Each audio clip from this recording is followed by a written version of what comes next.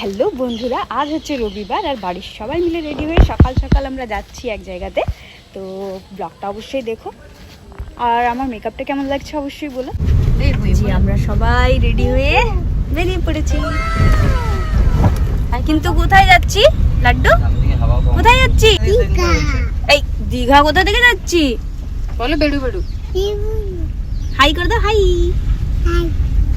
আমরা মাঝের মধ্যেই এই মন্দিরে এসে পুজো দিয়ে থাকি। খুবই জাগ্রত মা। তোমরা গেস করো তো যে কোন ঠাকুর এটা। তবে মন্দিরটা কিন্তু এখন খুব সুন্দরভাবে তৈরি করা হয়েছে। আর সামান্য কয়েকটা এই পুজোর সামগ্রীর দোকানই রয়েছে। আশেপাশে যে খাবার দোকানগুলো ছিল সেগুলো একদম ভেঙে দেওয়া হয়েছে। এখন মন্দির চত্বরটা পুরো বলতে গেলে ফাঁকাই হয়ে গেছে। এইখানে হচ্ছে বলি হয়। আর মায়ের মূর্তিটা দেখে নাও, পুরো এখন রয়েছে শ্বেত পাথরে। আর আমরা যতবারই আসি না, এই ঢাকি কাকুর রয়েই থাকে সব সময়। কিন্তু এই সাইডে একটা মূর্তি ছিল আগে। মন্দিরের বাইরে দিকে একটা মূর্তি থাকতো যেটা খুবই প্রাচীন, পাথরের তৈরি। তো সেইটাকে এই মন্দিরের পাশেই করে দেওয়া হয়েছে। এইখানের মা কিন্তু খুবই জাগ্রত। তোমরা একবার না একবার হলেও ঘুরে যেও।